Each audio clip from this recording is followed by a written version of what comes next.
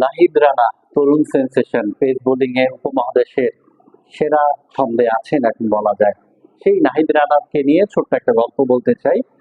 আহ, সম্ভবত কক্সবাজারে Mohammad Ashraful first class cricket match খেলছেন প্রতিপক্ষ দলে।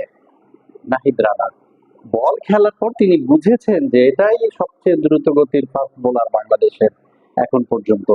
তখন তিনি নির্বাচক বয়স ভিত্তিক দলের নির্বাচক সাজ্জাদ আহমেদ শিপনকে ফোন করলেন, বললেন আমার কাছে মনে হয়েছে নাহিদ রানার বল খেলে যে ও এখনকার সবচেয়ে ফাস্টেস্ট বোলার, সবচেয়ে গতিময় বোলার।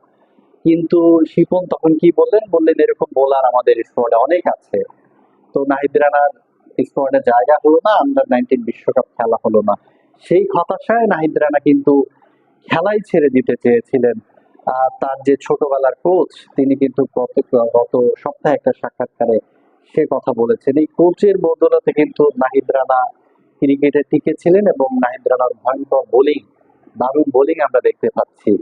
এই যে একজন সিলেক্টরের ভুলে সিলেক্টরের কে বললেন আশরাফুলের মতো একজন ক্রিকেটার, তার কথা তিনি গ্রাহ্য করলেন না। এই যে যে ভুলগুলো, নির্বাচকদের ভুলে যে অনেক প্রতিভা হারিয়ে যায়, নাহিদ রানা হারিয়ে যেতে পারতেন।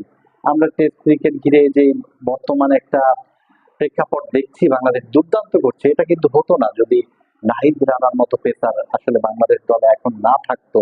এই সাহসটা তৈরি হতো না।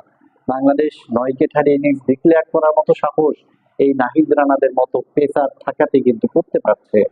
তো যেই কথা বলছিলাম যে সাজ্জাদ আহমেদ শিপন তখনকার বয়স ভিত্তিক দলের সিলেক্টর, তার কারণে নাহিদ রানার বিশ্বকাপটা খেলা হয়নি। নাহিদ রানা তখন খেলাই ছেড়ে দিতে চেয়েছিলেন।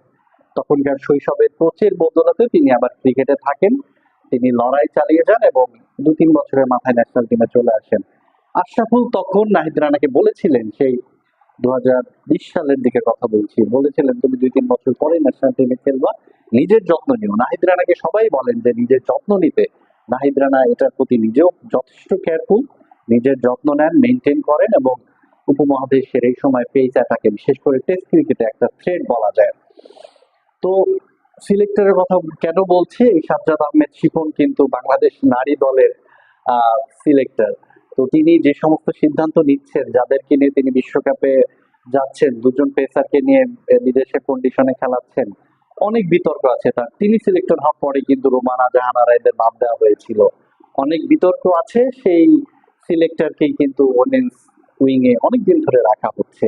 বাংলাদেশ নারী ক্রিকেটের বড় ক্ষতি করে ফেলছেন এই নির্বাচক, যার উদাহরণ দিলাম যে নাহিদ রানাকে কিন্তু আমরা হারিয়ে ফেলতাম এই নির্বাচকের কারণেই।